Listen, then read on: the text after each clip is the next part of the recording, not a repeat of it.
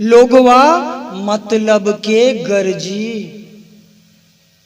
हम सब अपनी अपनी गरज पूरा करने के लिए एक दूसरे से बंधे हुए हैं।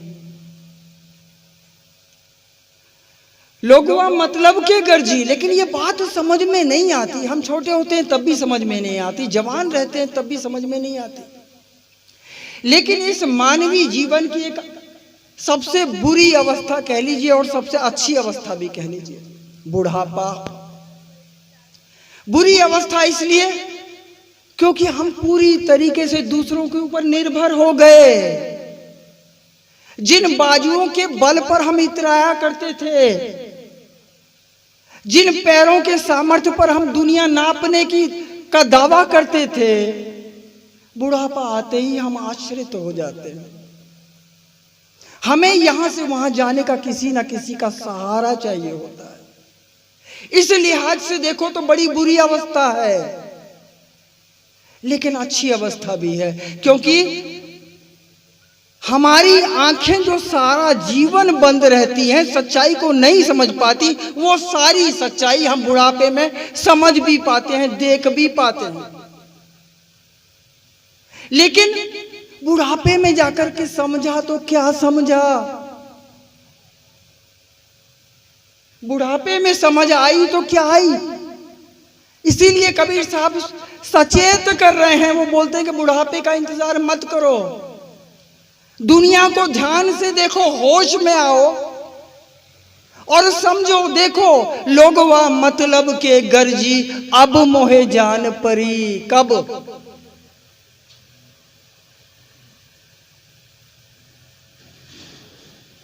जब बुढ़ापा आ गया, उस अवस्था में कुछ नहीं कर सकते। कबीर साहब उदाहरण देते हैं कि जब लग बैल लदे बनिया के तब लग चाह धनी।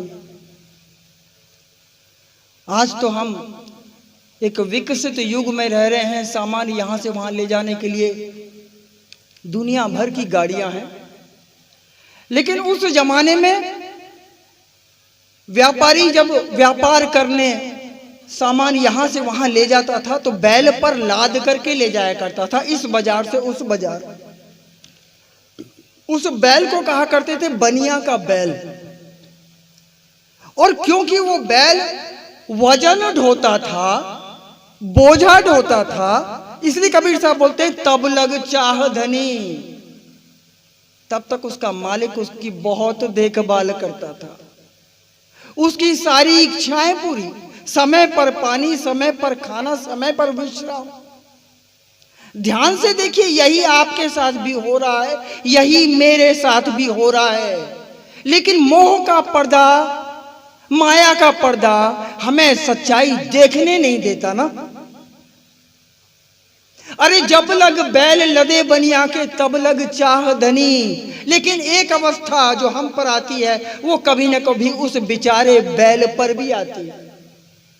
कबीर साहब कहते हैं थकित भया, थक गया बेचारा, बुढ़ापा आ गया, अब वो जवानी नहीं रही, अब ढो नहीं सकता। थकित भया तब वही धनी वही मालिक। कबीर साहब कहते हैं कोई बात न पूछे। क्या बैल के जीवन में और मेरे आपके जीवन में कहीं कोई अंतर है? अंतर नहीं है। और यदि हम ये नहीं समझ पा रहे तो निश्चित मानिए हम बड़ी गहरी नींद में जीवन जी रहे हैं, हम बहुत बड़ी बेहोशी में जीवन जी रहे हैं। हम जागे ही नहीं। अगर हम जागे नहीं तो भक्ति क्या खाक करेंगे? हम भक्ति नहीं कर पाते, हम केवल भक्ति का ढोंग करते हैं, लेकिन ढोंग हमें तार नहीं सकता, हम पचते हैं। थकित भया कोई बात न पूछे, फिरता गली गली। छोड़ दिया उसके नसीब पर। अब तुझे देने के लिए मेरे पास भोजन भी नहीं है, पानी भी नहीं है, चारा भी नहीं है, घर में आश्रय भी नहीं है, अपना इंतजाम खुद कर। फिरता गली गली। एक और उदाहरण देते हैं कबीर साहब। हरे वृक्ष पंछी दोए बैठे। माता पिता अचानक से बूढ़े होते हैं क्या?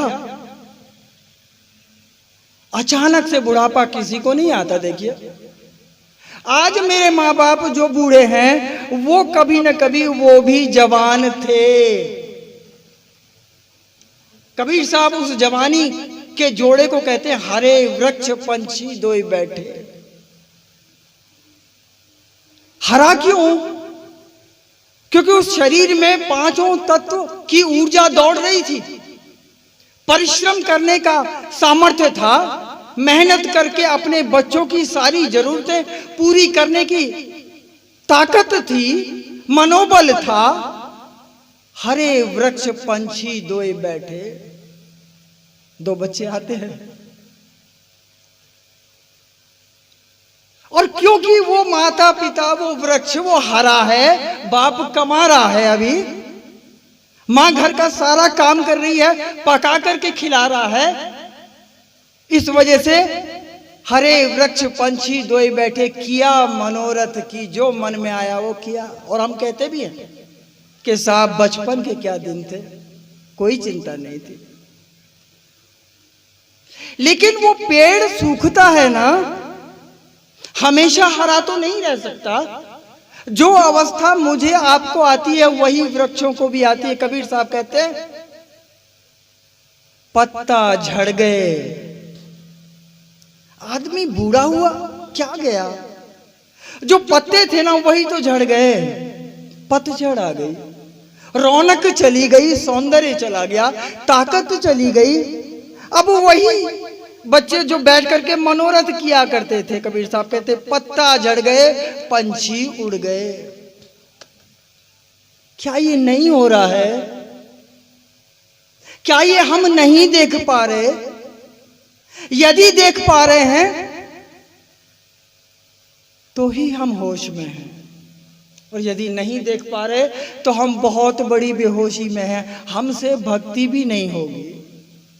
हम जब तक जीवन की सच्चाई को स्वीकार करने को तैयार नहीं हैं, हम भक्ति क्या खाक करेंगे? हरे वृक्ष पंछी दोए बैठे, किया मनोरथ की, पत्ता झड़ गए, पंछी उड़ गए। यही रीत जग की। दुखी होने का कारण नहीं है कि मेरे साथ ऐसा क्यों हो रहा है। अरे ये दुनिया की रीत है, इस दुनिया की, जिस दुनिया को हम छोड़ने को राजी नहीं। संतों ने बतलाया कि अरे जीव तू अमर लोक को पढ़ो, काल बस जाई हो। बहुत समझाया कि तू यहाँ का नहीं है, ये तेरा घर नहीं है, तू इस दुनिया को अपनी दुनिया क्यों समझे बैठा है। लेकिन संगत जिसकी हम करेंगे ना, वो संगत असर तो दिखाएगी। हम इस दुनिया को छोड़ना ही नहीं चाहते, और हम कहते हैं देखो जी दुनिया कितनी बुरी है। अरे दुनिया बुरी है तो आपको मजबूर किसने किया इस बुरी दुनिया में रहने के लिए? अरे जीव तू अमर लोक को, तू यहाँ का है नहीं, ये दुनिया तेरी नहीं है। केवल इतना है कि गर्भवास में भक्ति कबूले, बाहर आकर उनको भूले। नानूराम जी ने भजन गाया था। तू केवल भूला हुआ है, तुझे याद नहीं है। लेकिन भूलने से, याद नहीं होने से क्या सच्चाई बदल जाएगी? सच्चाई तो वही रहेगी। कौन सी? क्या अरे जीव तू अमर लोक को, चाहे तुझे याद हो या ना हो, लेकिन तेरा घर ये नहीं है। अरे जीव तू अमर लोक को पढ़ो, काल बस जाई। तू काल के देश में जाकर के अपना आशियाना बना रहा है, और फिर कहता है कि बड़ा दुखी हूं। दुख का कारण क्या है? इस दुनिया में हमारा अस्तित्व, सब कुछ जानने के पश्चात भी इसी दुनिया में बने रहने की हमारी जिद, यही तो दुख का कारण है। अरे जीव तू अमर लोक को पढ़ो, काल बस जाई हो। मन ही स्वरूपी देव निरंजन, तोहे राखे भरमाई हो। परमात्मा कभी किसी को भरमाता नहीं है। देखिए इसीलिए कबीर साहब ने उसे दयाल कहा है। लेकिन वो इस काल की दुनिया में हस्तक्षेप भी नहीं करता। यहां का राजा मन, काल निरंजन, जीवों का अपना ग्रास बनाना, यही तो उसका काम है। तो हम सब सच्चाई जानते हुए भी गरज पूरी करने के लिए एक दूसरे के साथ में जुड़े हुए हैं। हम नहीं जानते पैदा होने से पहले मैं कहां था, मेरी पत्नी कहां थी, मेरा बच्चा कहां था। यहां आए, एक डाल पे बैठे, संयोग बना और हमको लगा यही सच्चाई है। हम भूल गए कि एक दिन इस डाल से उड़ करके भी जाना है। ये संयोग टूटेगा, ये संयोग टूटेगा। तो इसी दुनिया में रहने की हमारी जिद। इस दुनिया में कभी कोई यहां से जिंदा वापस नहीं गया।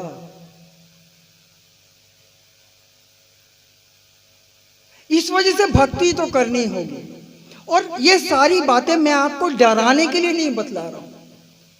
कबीर साहब ने भी डराने के लिए नहीं बतलाई, उन्होंने आंखें खोलने के लिए। अरे इसको झकझोर के उठाओ, आंखें तो खुली है लेकिन ये मोह भरम की नींद में सोया पड़ा है।